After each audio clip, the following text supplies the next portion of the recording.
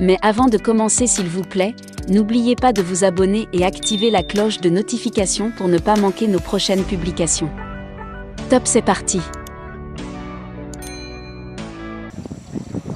Cela fait plus de 5 ans que cette localité est vidée de sa population. Elle a été plusieurs fois le théâtre des activités des miliciens Maïmaï et des rebelles des forces démocratiques alliés ADF. Le week-end dernier, une réunion entre la population qui sera généralement pour des activités champêtres et les autorités militaires s'est tenue au marché de Kalingate. Au menu, la situation sécuritaire actuelle et le retour envisagé de la population, indique Kivaouda Flori, chef de village Lubwasi.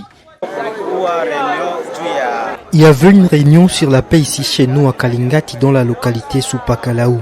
Nous étions avec les autorités militaires des armées ougandaises et congolaises et le député Balikusha. C'était pour étudier quel jour nous pouvons revenir dans notre milieu et les cultivateurs dans leurs champs. Cette réunion s'est tenue au lendemain du déploiement des forces de défense du peuple ougandais UPDF, venus appuyer les forces armées de la RDC dans les opérations contre les rebelles ADF. Ces militaires y sont déployés sur demande de la population pour la reprise des activités dans la zone, indique le député provincial Saïdi Balikwisha Emile, élu du territoire de Beni. Nous étions passés ici il y a un mois et nous avions trouvé que le village était vraiment en désert.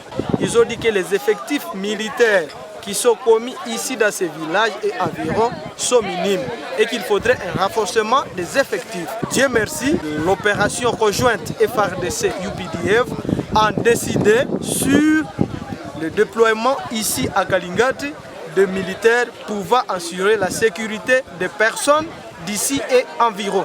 C'est ainsi que d'autres militaires ont été envoyés dans le Graben à Kirimba pour poursuivre avec la traque de ZDF. Malgré l'appel au retour de la population dans la zone pour permettre aux forces de sécurité de mener des opérations dans la profondeur, plusieurs infrastructures de base et des maisons d'habitation ont déjà été détruites. Le centre de santé de Supakalaou, par exemple, la plus grande structure dans la zone, a été détruite par une bombe lors des affrontements il y a de cela quelques années. Toiture endommagée sur un bâtiment couvert d'herbe, c'est la nouvelle image de ce centre, déplore Katembo Mwakazefire, notable de cette localité.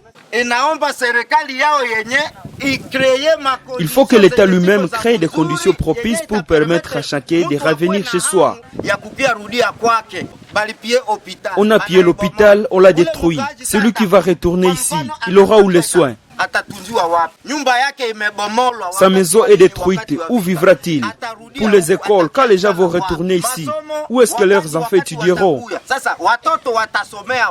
La localité de Supakalaou se situe à plus de 12 km au sud de la ville de Beni, à cheval de la vallée de Mwalika, foyer important de l'ADF, ce qui fait d'elle une zone stratégique pour les attaques des rebelles contre la ville de Beni et les grandes agglomérations.